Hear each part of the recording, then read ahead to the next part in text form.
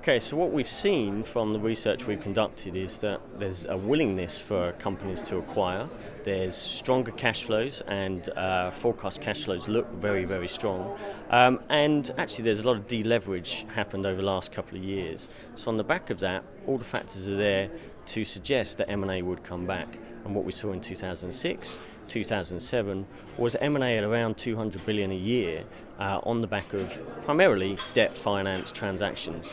Now the question is, will we see that again? And our view is probably not to that scale. We will see debt coming back into the sector, but it will be for the real top-end transactions, low-risk investment on the back of strong cash flows and strategic transactions. What we won't see is transactions for transaction's sake, and what we won't see is a huge amount of debt flowing in without some kind of equity supporting the story, be it from China or be it from a rights issue alongside that debt package. Clearly there's a desire on the company's parts to transact, but debt doesn't seem to be coming in, and the question is whether the banks are concerned about the opaqueness of information out of China or the level of financial playing, if you like, of the commodities markets. There's a lot of ETFs set up, and there's a lot of concern that the fundamentals are being hidden by the amount of financial instruments and the amount of Chinese opaqueness